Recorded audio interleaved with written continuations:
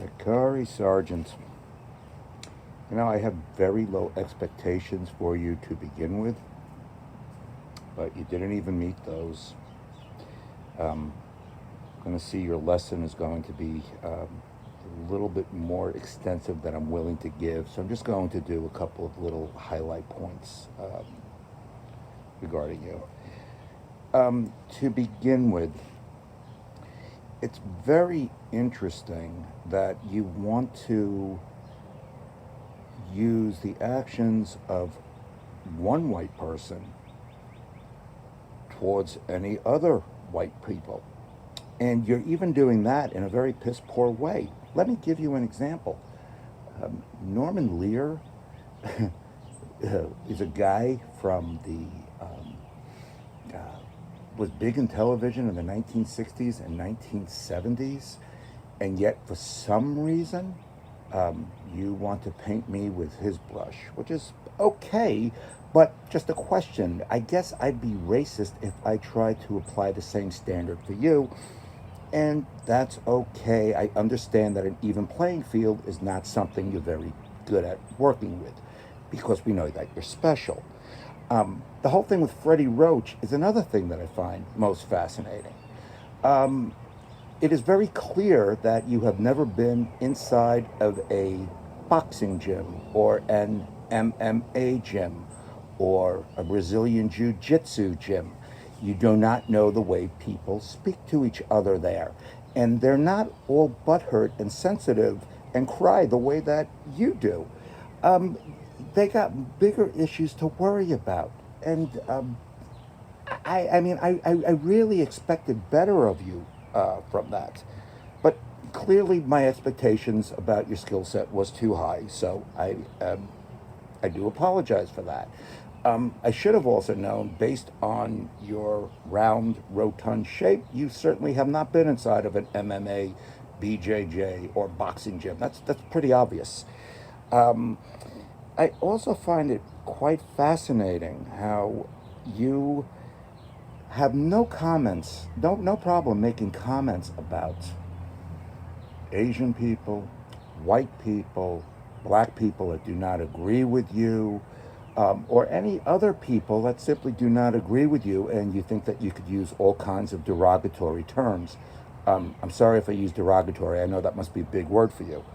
Um, but it's really priceless that this is the best that you can come up with. As far as the Korean Hebrew Israelite, Mike, what he likes to call himself, oh no, I've had some little fun digs with him. And just an FYI, because clearly this is something you don't know, I am actually part Asian. So, yeah, go figure. Um, I seriously doubt Mike would have any problems with what I had mentioned. Um, Also, regarding Hebrew, if you need a Hebrew lesson, let me know. I will refer you to somebody that could help you, because quite frankly, you're not worth my time. Um, and you're not worth my time on a number of different fronts, because again, you did the BHI line of the Hebrew that Israel speaks is Yiddish, which is extraordinarily laughable, because if you all you have to do is go to Google Translate, and you will notice that Hebrew and Yiddish are two separate languages. You know, you might want to check that so you don't look like a jackass, like obviously you just have. Now, as far as Passover, and I'm sorry that I really have to dig into this, Leviticus is extraordinarily clear. The 15th of Nisan. It has nothing to do with when the grains are green or the grains are white. The 15th of Nisan, it's a different day every year, because you're talking about our calendar versus the Hebrew calendar, which clearly you don't understand the Hebrew calendar. It's the same day every year, the 15th of Nisan. You're celebrating it on the wrong day. And maybe that has to do with, women twerking inside of a club. Maybe that's the way Sakari celebrates it. But honestly, that's not the way Moses would have approved of. Regarding the kosher food laws, this is another thing you were extraordinarily ignorant on. And I'm sorry, to me, I find this to be a little bit disturbing that you talk so much about pork this and shrimp that, and not even realize that if your meat is not kosher and done according to kashrut law, which is in your Torah, in case you're wondering, because clearly you do not read it, what you're dealing with, that is garbage as far as the Torah is considered. You need to remove all the blood. The animal needs to be killed in a specific way. And I really am not going to go over the complete details of kashrut law because obviously your little brain would never be able to handle that.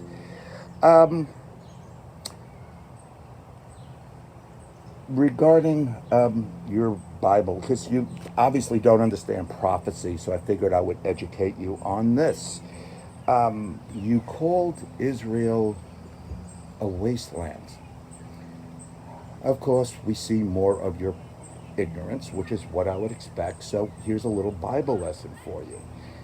If you would refer to Leviticus 26, 32, and 33, as well as Ezekiel 36, 8.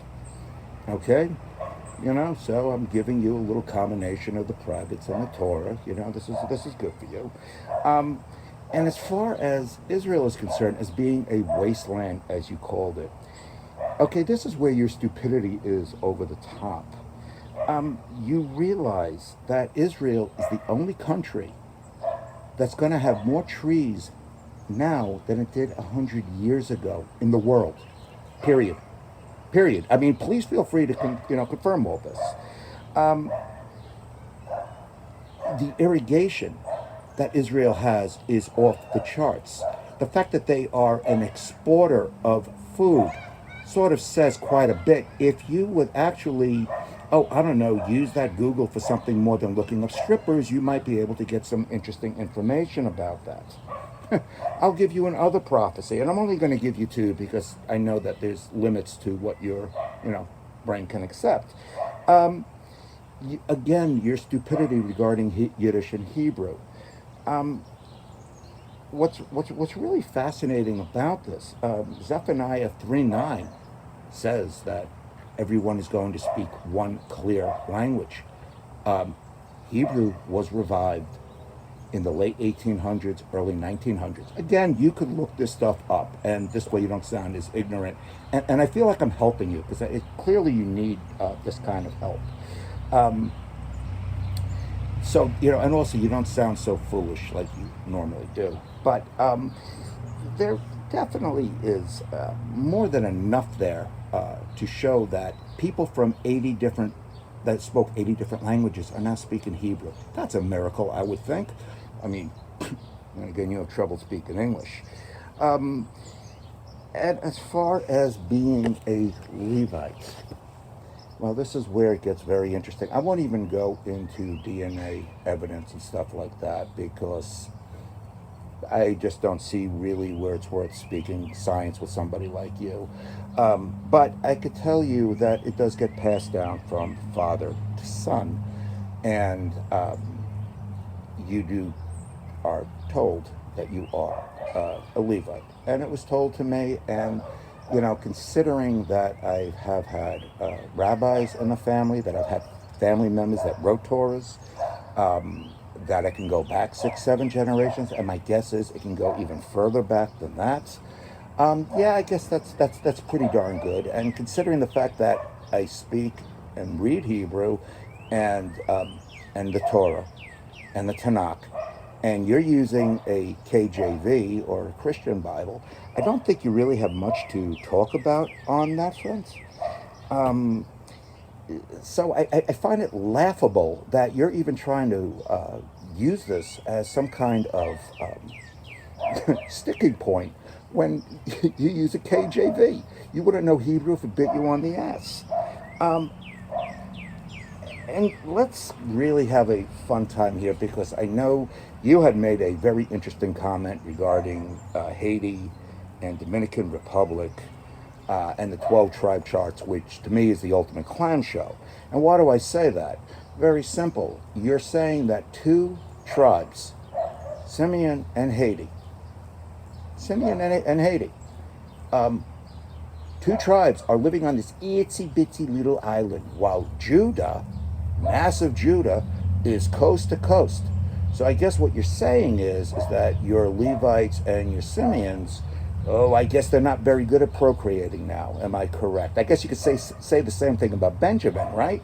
Because look how small Jamaica is.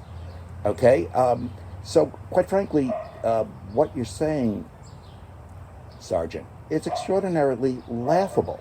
This is the reason why, I mean, I could tell you, laughing at that chart is a fun thing to do because it is so ridiculous. I mean, you can't even get BHI to agree with that chart. I mean, here's another thing, and just to consider this, and just a mental exercise. According to you, the slave ships would have known exactly where to drop which tribes off in which islands. That's what you're saying. You're saying that the slave ships would have known exactly where to drop each tribe off. Now, that's troubling on a couple of fronts, but I'll just give you the big one here. The big one is the fact that in order to prevent problems on the boat, they did not let one tribe, or they did not take a single tribe in one boat. They were all mixed. So, I mean, you might be able to pull this stuff with your friends on the street corner, but, anybody that has a little bit of common sense is going to know better than that. So let's really forget about that. And finally, and this is going to be the final thing because I don't think I really want to go further than this. Kulanu is a Jewish website, and clearly, since you have no clue what Kulanu is, it's sort of ignorant for you to use it. I don't really feel like addressing the rest of what you brought up because, I mean, quite frankly, you just look like you were very, very triggered, and clearly I upset you. I'm in your head right now. I've embarrassed you. I mean, obviously, it's, just judging by the way you sound, you could tell you're very, very triggered. I don't see the necessity to go into detail with somebody as ignorant and as stupid as you are. So let's wait on that.